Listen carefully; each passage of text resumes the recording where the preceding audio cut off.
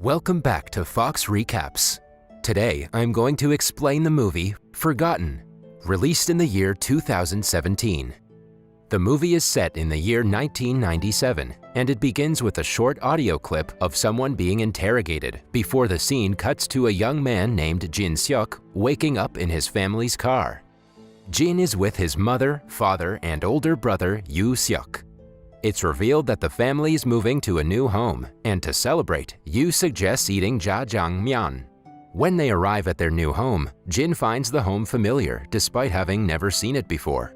He feels like he's seen the house in the distant past, and recalls standing in front of it in a similar manner. It's then revealed that Jin's brother has always been top of his class since elementary school and graduated from an elite university. He was also talented in extracurricular activities that made him quite popular among girls. Yoo also doesn't smoke or drink. Meanwhile, Jin was an average student and he frequently has mental breakdowns for which he has to take medication. Jin feels that Yoo is the only thing in his mess of a life that he can be proud of. A year ago, Yoo injured his leg in a car accident and now walks with a limp. Jin has to share a room with Yoo because the previous house owner still hasn't emptied the small room that Yoo was supposed to live in. While moving the stuff into the home, for some reason, an employee of the moving company finds it hard to believe that Yoo is Jin's older brother. At dinner, Jin hears a loud noise from the small room upstairs, but his family denies hearing any such noise. Later that night, Jin again hears loud noises coming from the same room and he proceeds to investigate. However, before he could go in, Yoo appears and dissuades his brother against it, taking him outside for a walk in the rain. The two brothers go to the top of the nearby hill. As they appreciate the view, Yoo gets a call from his dad and he's forced to leave his brother at the hill, promising to return home as soon as possible. On his way back home, Yoo is surrounded by a group of men that try to kidnap him. Yoo fights back, and fortunately, Jin notices the tussle. Jin runs to his brother's rescue, but the goons manage to take Yoo away. Scared, Jin rushes back home and alerts his parents before passing out from mental strain. Jin dreams of someone being roughly interrogated before waking up in cold sweat with his parents by his side. After collecting himself, he talks to the detectives and tells them the license plate number of the kidnapper's van. However, the detectives reveal that no such number exists. Several days pass by, but the family doesn't receive any ransom calls. Jin continues to hear the same noise coming from the small room and has the same dream of someone being interrogated.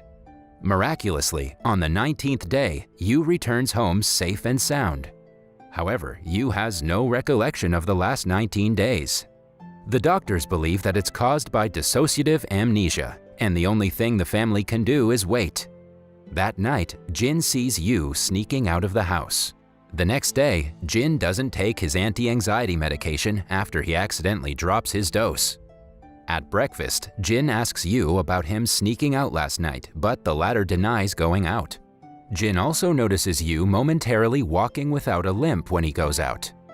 That night, Jin falls asleep on his study table, and Yoo gets ready to sneak out again.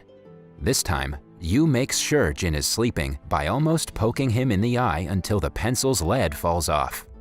After Yoo leaves, it's revealed that Jin is awake and he starts following his older brother in a taxi.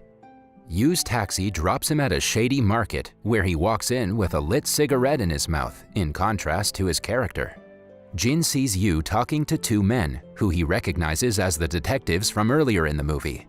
Jin soon gets caught and he is subdued by Yoo. The next day, Jin wakes up at his study table. Seeing Yoo on the bed, Jin freaks out and locks himself in the bathroom. When Yoo asks Jin to explain why he locked himself in, Jin confronts him about last night. Yoo feigns ignorance and suggests that Jin is dreaming again. However, Jin continues to insist that he knows what he's saying. When Yoo stops responding to him, Jin carefully steps out of the bathroom with an aluminum pipe. However, Yoo quickly overpowers him and tries to calm him down, saying none of the things Jin said from the pencil to the taxi to the men that chased him happened. Yoo asks if Jin took his medication, and the latter finally calms down after he remembers he didn't take his pill the other day. Yoo helps him take the pill before going out again. After Yu leaves, Jin returns to study and notices the broken pencil lead from last night on his study table. Jin becomes sure about Yu's deceit and informs his mother about it. She suggests telling her husband about it, but Jin suggests collecting more evidence. However, later that night, Jin overhears his mother secretly talking to Yu about him. Jin realizes that they're not his family at all, but people pretending to be his family. Soon, the woman feels Jin's presence outside and she rushes to inspect his room, but fortunately, Jin manages to get back to his bed in time. After she leaves, Jin sneaks out of the house through the window, hurting himself in the process. Outside, he runs into his father and both of them are joined by Jin's mother shortly after. When Jin's father stops Jin from leaving, Jin pushes him and runs away. Jin's mother quickly sends a goon after him, but he manages to get to the police station and shake the goon away. Jin explains the whole ordeal to the police, and they look up his name in the police database. They reveal that Jin was born in 1977 and he's 41 years old. However, when Jin insists that he's 21 years old, the skeptical officer asks him what year it is. Jin replies that it's 1997, but the officer reveals that it's actually 2017. A shocked Jin looks around and sees signs of modern life: a tablet, a smartphone, an LED flat-screen TV showing the meeting of South Korean President Moon Jae-in and United States President Donald Trump. Jin takes a look in the mirror and realizes that he is in fact 41 years old. Confused, Jin leaves and returns home to confront his family. There, he hears loud music coming from the small room, which has been turned into an artificial crime scene. Jin's family then appears, and the young man pretending to be his brother, Yu Seok, tells Jin that 20 years ago, a teenage girl and her mother were murdered in the same room they're standing in. When the police failed to find the killer for many years, the case went cold, so the family of the victims hired Yu to find the murderer. The killer was revealed to be Jin. In flashbacks, it is shown that Jin was abducted and tortured to confess to killing the girl and her mother, but he continued to maintain his innocence. Psychiatrist Park, aka the man playing Jin's fake father, suggested that Jin had repressed his memory because the event was too traumatic. The team of private investigators has the psychiatrist Park hypnotize Jin back to his last happy memory in 1997, hoping that if they could reenact the events of the murder, Jin might be able to recover his memories and tell them what happened. Everything was going as planned until the night Jin saw Yu being kidnapped.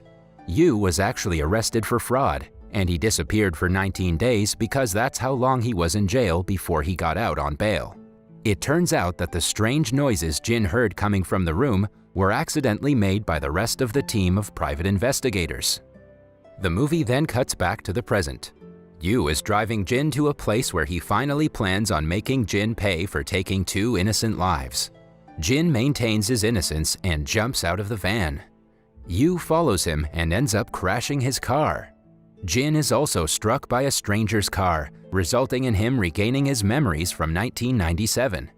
In 1997, the opening scene from the film is shown, except this time, Jin is with his actual parents and older brother Yu Seok.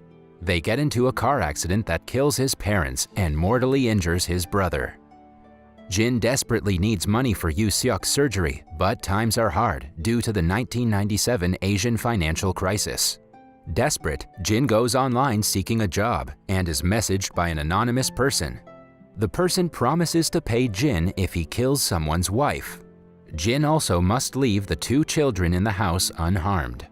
Arriving at the house, Jin's conscience doesn't allow him to go through with it. He's about to leave when the mother sees him. The daughter also sees him, and the 2 start screaming. A panicked Jin ends up killing them both. The youngest child, a little boy, comes out, and Jin tells him to go back to bed. As he leaves, Jin discovers that this is actually the family of his brother's doctor. Jin meets with the anonymous man, who is indeed Yu Seok's doctor, demanding to know why the man would have his own family killed. The doctor explains that the financial crisis had bankrupted him, and he had taken out multiple insurance policies on his wife to prevent his children from becoming homeless. Since Jin not only killed his wife but also his daughter, the doctor says Yu Seok will die as well. A struggle ensues, and the doctor is accidentally pushed to his death. Back in the present, Jin wakes up in a hospital. The young man who had pulled Jin into the van has survived the crash and proceeds to poison Jin to death, but Jin informs him that his memory has returned. The young man then reveals that he was the little boy in the house 20 years ago, whom Jin spared after killing his mother and sister. After the deaths of his parents and sister, his relatives took all the money and left him to grow up in an orphanage. He begs Jin to tell him why he hadn't killed him too, and whether the murders were planned by his father. A distraught Jin lies by taking full responsibility, but the young man doesn't believe him. Jin, now aware that he had in fact committed the murders, poisons himself with the poisonous needle and dies. The young man also comes to terms with the murder of his family and jumps out of a hospital window, plunging to his death. The film flashes back to 1997. Jin's family is at the lake.